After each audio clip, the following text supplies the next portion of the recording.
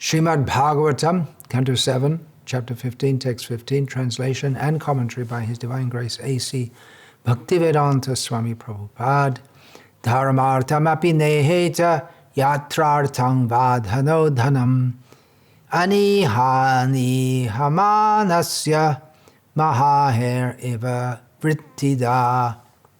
Translation: even if a man is poor, he should not endeavor to improve his economic condition just to maintain his body and soul together, or to become a famous religionist. Just as a great python, although lying in one place, not endeavoring for its livelihood, gets the food it needs to maintain body and soul, one who is desireless also obtains his livelihood without endeavor. Purport: human life is simply meant for developing Krishna consciousness. One need not even try to earn a livelihood to maintain body and soul together. This is illustrated here by the example of the great python, which lies in one place, never going here and there to earn a livelihood to maintain itself, and yet is maintained by the grace of the Lord. As advised by Narad Muni, tasya iva heto prayateta kovidaha. One should simply endeavor to increase his Krishna consciousness. One should not desire to do anything else, even to earn his livelihood. There are many, many examples of this attitude. Madhavendra Puri, for instance, would never go to anyone to ask for food. Shukdev Goswami has also said, Kasmad bhajanti kavayo dhanadurmadandhan. Why should one approach a person who is blind with wealth? Rather, one should depend on Krishna and he will give everything. All the members of our Krishna consciousness movement, whether they be grihastas or sannyasis, should try to spread the Krishna consciousness movement with determination, and Krishna will supply all necessities. The process of ajagaravritti, the means of livelihood of a python, is very much appreciated in this regard. Even though one may be very poor, he should simply try to advance in Krishna consciousness and not endeavor to earn his livelihood.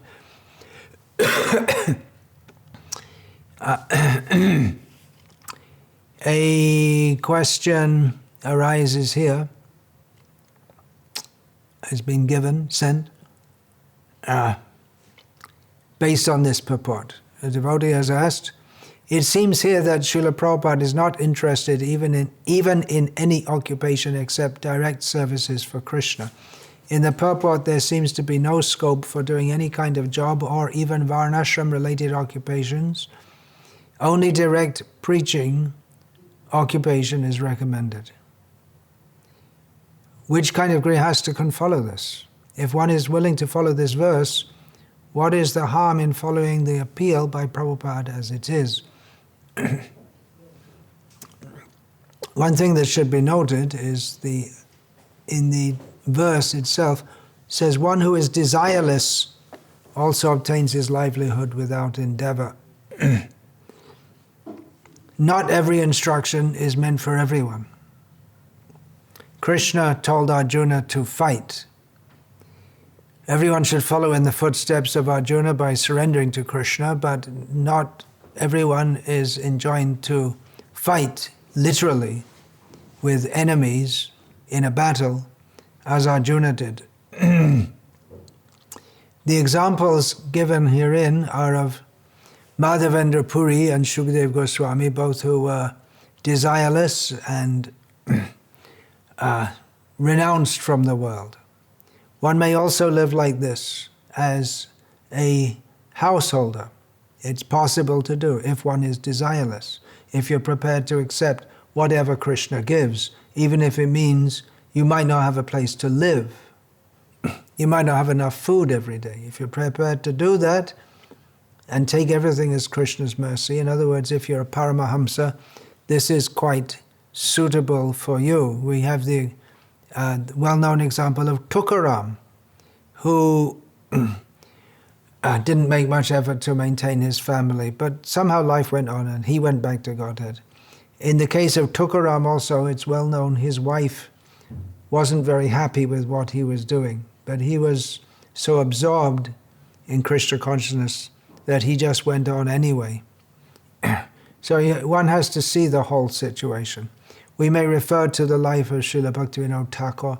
We may refer to the life of our own Srila Prabhupada, who in their household lives, they lived as responsible householders. And Srila Prabhupada elsewhere has instructed like that. That if anyone, he was referring to disciples who are living in his ashrams, if they want to marry, they have to be prepared to work hard to earn some livelihood. So it may be that one can live like that without making any endeavor for one's livelihood, but it would require to be, would require to be very advanced. To simply push on the Krishna conscious movement without making such an endeavor for livelihood.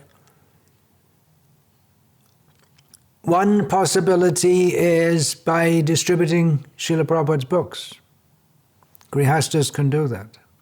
And from the profit, they can maintain their families. That is approved by Srila Prabhupada. So there you get income and preaching at the same time. Or if one engages in the Varnashram communities, that's also part of pushing on the Krishna conscious movement. It's not exactly endeavoring for one's livelihood. It's in Varnashram one simply performs his duty and Krishna supplies. Now in this verse, Srila Prabhupada has quoted, Kasmad bhajanti kavayo dhanadurmadandhan. From Srila Shukdev Goswami stated this. Why then? Because Chirani King Patina, on the roads one can find some old abandoned cloth. And so many examples are given. You don't need a pillow because you can lie down on the ground and use your hands as a pillow. The rivers supply water for drinking. The caves supply shelter from harsh weather. The trees, Angripa, they give fruit. So all arrangements are there. Kasmad bhajanti kavayo dhanadurmadandhan. So this is being cited by the same questioner to ask about our trend in ISKCON to collect donations. What was the trend during the time of Srila Prabhupada? When Srila Prabhupada was personally present here, there was collection donation going on all the time. Where do you think all the temples came from? How were the books printed? Certainly there was collection going on. Srila Prabhupada himself personally conceived of and very enthusiastically promoted the life membership program in India, and sent brahmacharis out to collect donations from wealthy persons who might be called dhanadurmadandhan, but they weren't so. The people who donated and became life members weren't so blind that they didn't want to give to Krishna. So that was a way of engaging them in Krishna's, engaging their hard-earned wealth, which is a term that Srila Prabhupada often used, for serving Krishna. So it may be that if someone is advanced to the level of Shukdev Goswami or someone who's very renounced, and we do see sadhus in India up to the present day who are very renounced. They live practically with nothing, but they're not pushing on the Krishna conscious movement. So for pushing on the Krishna conscious movement, making collection is very appropriate, is very much required. It engages the wealth of people who work hard to amass it. It engages their wealth in Krishna's service, so it's very merciful to them also. So it's, the principle is there that one should be detached, but the exact application may not be exactly the same in the time of Shukdev and for us here and now. And even Shukdev happily describes Ambarish Maharaj, for instance, who lived as an opulent king. He himself was very wealthy, so that doesn't necessarily mean that he was blinded by wealth.